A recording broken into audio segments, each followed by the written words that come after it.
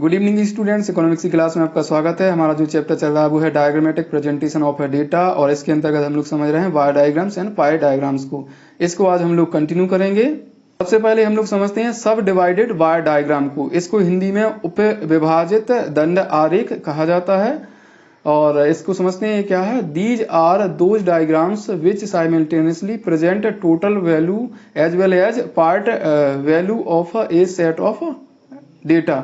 तो इस तरह के जो बार डायग्राम होते हैं इसमें किसी तत्व के कुल मूल्य को प्रस्तुत किया जाता है, साथ ही साथ उपविभाजन भी किया जाता है। और जो एक बार में जो कुल मूल्य दिए होते हैं उसका जो उपविभाजन किया जाता है उसको विभिन्न रंगों से भर दिया जाता है ताकि वो एक दूसरे से अलग हो सकें। तो इसको हम लोग कुछ क्वेश्चंस के माध्यम से समझते हैं कि ये क्या होता है। अभी हम लोग ने इसकी डिफिनेशन समझ ली, और इसका मतलब क्या है कि कोई भी तत्व है यानी किसी भी तत्व के जो कुल मूल्य हैं उससे उस मूल्य के बराबर एक बार डायग्राम बनाते हैं और उसको अलग अलग हिस्सों में विभाजित कर देते हैं। उनका उस बार डायग्राम का जो बार है उसका उपविभाजन कर देते हैं और उस उपविभाजन को क्या करते हैं, बिल्कुल सही, अलग अलग रंगों से भर देते हैं ताकि वो एक दूसरे से अलग दिख सकें। तो हम लोग समझते हैं सबसे पहले क्वेश्चन नंबर फर्स्ट को कि इसमें क्या पूछा गया है, और इससे जो भी डेटा दिया हुआ है स्क्रीन पे उसके माध्यम से हमें सब डिवाइडेड बार डायग्राम बनाना है। तो यहाँ देखते हैं, represent the following data on faculty wise distribution of a student of a college for 3 different year by subdivided bar diagram। तो जो भी डेटा दिया हुआ है उस डेटा की मदद से हमें एक कॉलेज के 3 साल के जो फैकल्टी वाइज स्टूडेंट्स हैं उनको दर्शाना है। उससे उनकी मदद से जो भी डेटा है हमें बनाना है सब डिवाइडेड बार डायग्राम। आप देख सकते हैं कि जो 2015 है उसमें आर्ट फैकल्टी में 600, साइंस फैकल्टी में 500 और कॉमर्स फैकल्टी में 300 स्टूडेंट थे। 2016 में आर्ट फैकल्टी में 500, साइंस फैकल्टी में 450 और कॉमर्स फैकल्टी में 350 स्टूडेंट्स थे। और 2017 की बात करें तो आर्ट फैकल्टी में 700 स्टूडेंट, साइंस फैकल्टी में 600 स्टूडेंट्स और कॉमर्स फैकल्टी में 400 स्टूडेंट। तो इनकी मदद से हमें सब डिवाइडेड बार डायग्राम को बनाना है। आप इस डायग्राम में देख सकते हैं कि एक्स एक्सिस पे ईयर को शो किया गया है, जबकि वाई एक्सिस पे शो किया गया है नंबर ऑफ स्टूडेंट्स को। और यहाँ पर इंडेक्स भी लिया गया है, और इंडेक्स में आप देख सकते हैं आर्ट को जो बैगनी कलर उससे दर्शाया गया है, लाल कलर से साइंस को दर्शाया गया, और कॉमर्स को किससे दर्शाया गया है, बिल्कुल सही, हरे कलर से दर्शाया गया है, ग्रीन कलर से। और ये क्या दिया हुआ है, faculty wise distribution of students दिया हुआ है। और हम लोगों ने यहाँ स्केल भी माना है, और वो क्या है, 1 सेंटीमीटर बराबर 200 स्टूडेंट्स। जो वाई एक्सिस है उस पर 1 सेंटीमीटर अगर जाते हैं हम लोग तो 200 स्टूडेंट की संख्या के बराबर है वो। और यहाँ पर आप देख सकते हैं कि हम लोगों ने जो अलग अलग ईयर है उसके बार बनाए हुए हैं। यहाँ पर देख सकते हैं 2015 का बार है, ये 2016 का बार है, और 2017 का बार है। तो इसमें जो 2015 की जितने भी स्टूडेंट्स हैं उसका एक बार बना है, और इसमें जो अलग अलग फैकल्टी हैं उन फैकल्टियों के आप देख सकते हैं अलग अलग रंगों से उनके हिस्से को दिखाया गया है कि इनकी कितनी संख्या है। आप देख सकते हैं कि जो आर्ट फैकल्टी है उसमें 600 स्टूडेंट हैं, और आप देख सकते हैं इसी में साइंस फैकल्टी में 500 स्टूडेंट हैं। क्यों? क्योंकि 600 से यहाँ 1100 तक पहुंचने के लिए क्या होगा, बिल्कुल सही, कितने जोड़ने पड़ेंगे, 500। और फिर आप देख सकते हैं आर्ट फैकल्टी में यहाँ कितने स्टूडेंट्स हैं, बिल्कुल सही, यहाँ 1100 से कहाँ तक पहुंचे, 1400, 300 स्टूडेंट हैं। तो इस प्रकार से इन तीनों जो भी फैकल्टी हैं उनके टोटल स्टूडेंटों की संख्या 1400 है, और अलग अलग वो हम लोगों ने एक बार के माध्यम से बनाया है। और जो भी अलग अलग स्टूडेंट हैं अलग अलग फैकल्टी में तो उसको भी हम लोगों ने अलग अलग कलर से यहाँ पर दर्शाया है। ऐसे ही आप 2016 में भी देख सकते हैं, और आप देख सकते हैं कि 16 में जो आर्ट फैकल्टी है उसमें 500 स्टूडेंट्स दर्शाए गए हैं, और साइंस फैकल्टी है उसमें दर्शाए गए हैं, बिल्कुल सही। ये कहाँ से ये 500 से कितने तक पहुंचे हैं, बिल्कुल सही, यहाँ पहुंचे हैं 900 के 950 के बराबर। और फिर आप देख सकते हैं इसी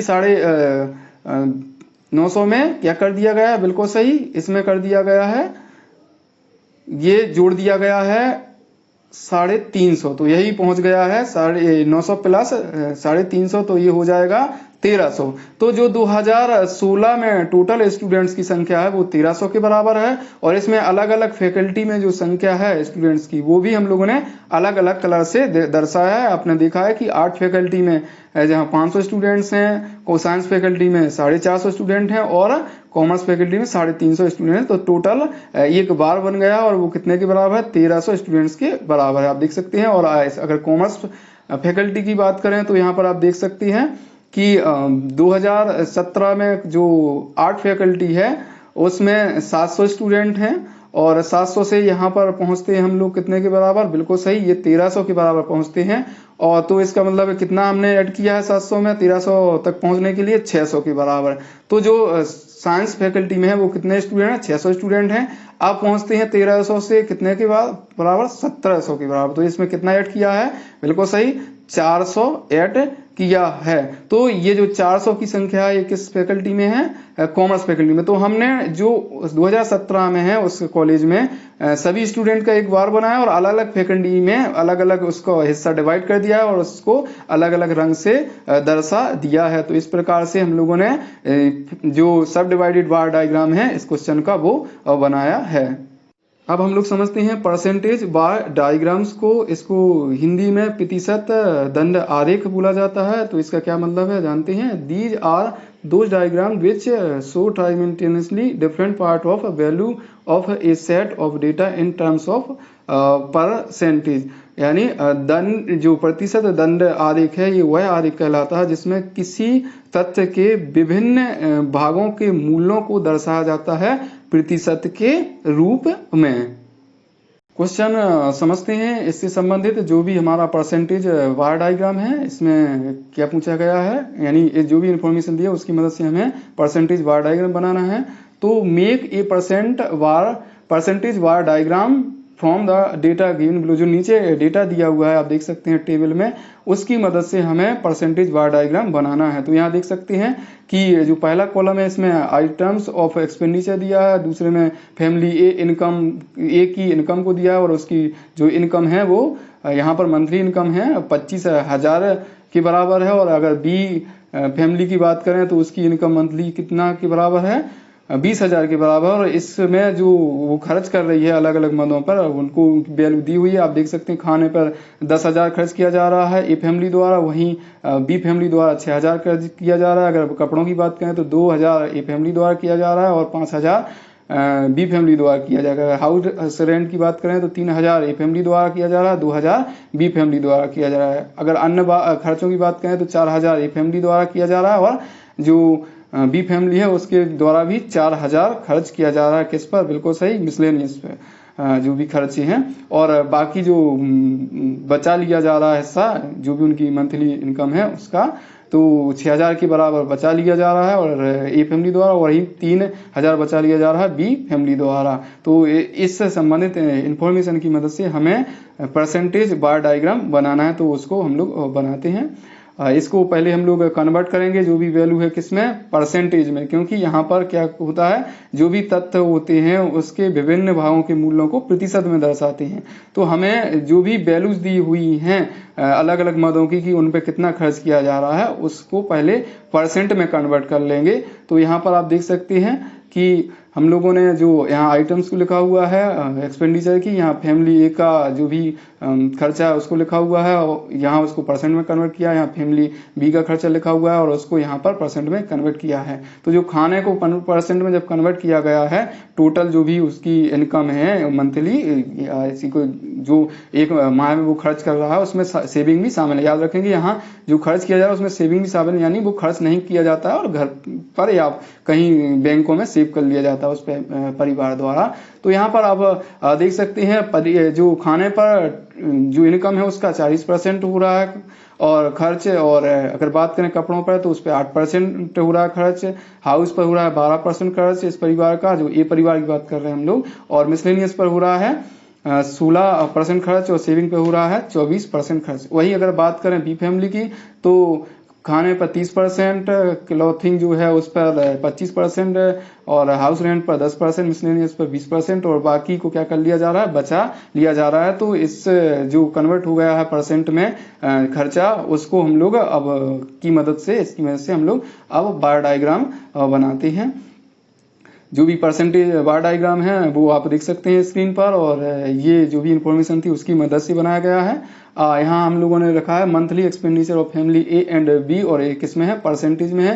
यहाँ स्केल भी लिया गया और स्केल लिया गया 1 सेंटीमीटर इक्वल टू 20%। तो जो वाई एक्सिस है इस पे हम लोगों ने परसेंटेज को रखा है, और 1 सेंटीमीटर चलते हैं तो इसका मतलब है हम लोगों ने 20% चला है। और यहाँ एक्स एक्सिस पे फैमिली को दर्शाया, ए फैमिली और बी फैमिली को। तो जितना भी संबंधित तथ्य है उसके विभिन्न भाग हैं उसको हम लोगों ने किस में दर्शा दिया है, परसेंट बार डायग्राम में दर्शाया। यहाँ आप देख सकते हैं कि ये फैमिली का 40% किस पे है, बिल्कुल सही, ये खाने पर है। और यहाँ पर और बाकी जो आप देख सकते हैं क्लॉथिंग पे है, कपड़े पर, तो वो कितने के बराबर है आप देख सकते हैं इस टेबल में 8%। और वही वैल्यू हम लोगों ने इसमें दर्शाई हुई है जो भी परसेंटेज बार डायग्राम है, और इसको नीले कलर से दर्शाया है क्योंकि हम लोगों ने इंडेक्स भी लिया हुआ है। और आप देख सकते हैं कि जो इंडेक्स है वो जो रेड वाला कलर है वो खाने को दर्शा रहा है, यहाँ पर ब्लू वाला कलर क्लॉथिंग को, ग्रीन वाला जो है वो हाउस रेंट को, और जो भूरा है ब्राउन है वो मिसलेनियस को, और जो आसमानी कलर है वो सेविंग को दर्शा रहा है।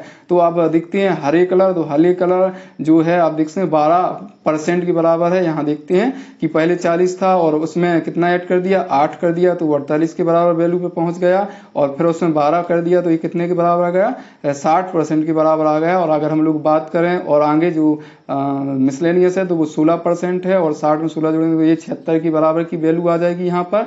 और फिर बाकी जो बचा है वो सेविंग, तो ये कितने परसेंट कर ली जाती है, 24%, तो 100 के बराबर जो भी बार है इसका ए फैमिली का बन गया। अगर हम लोग बात करें बी फैमिली की, तो यहाँ पर देख सकते हैं कि जो उसके खाने का खर्च है वो है बिल्कुल सही 6000, और टोटल जो उसकी मंथली इनकम है उसका कितना है 30% है। तो 30% के बराबर पहले ऊंचाई तक पहुंचे हम लोग। और फिर बात करें अगर क्लॉथिंग की, तो उसमें वो 25% के बराबर है, तो यहाँ पर 30 में 25 जोड़ दिया तो 55% के बराबर ऊंचाई पर पहुंच गए। अब हाउस रेंट की बात करें तो हाउस रेंट कितना परसेंट है उसकी इनकम का, आप देख सकते हैं जो निकाली वैल्यू वो 10% है। तो ये कितना हो जाएगा 65, क्योंकि 55 तो पहुंच गए थे और उसमें 10 जोड़ी तो ये 65 के बराबर वैल्यू पे ग्रीन पे पहुंच गए। और ये किसको बता रहा है, हाउस रेंट को बता रहा है। अगर बात करें अन्य खर्चों की तो वो कितना है, बिल्कुल सही, यहाँ पर 20% है। और जो यहाँ पर हम लोग पहुंच गए हैं कितने के बराबर, 65 के बराबर पहुंच गए हैं, तो इसमें 20 जोड़ देंगे तो ये हो जाएगा 85। और अगर सेविंग की बात करें तो वो 15% के बराबर जो कि मंथली इनकम है उसका खर्चा यानी बचाया जा रहा है उससे संबंधित इनकम का। तो उस तरह से ये 100% के बराबर पहुंच गए। तो इस प्रकार हम लोगों ने ये परसेंटेज बार डायग्राम बनाया। और इसमें जो तथ्य है ये फैमिली के जो भी खर्चे के हिस्से हैं उनको अलग अलग रंगों से दर्शाया, और साथ ही पूरा जो भी वैल्यू है वो 100% के बराबर है उसका, एक महीने का जो भी खर्चा है। और बी का भी इसी तरह से हम लोगों ने देखा। धन्यवाद।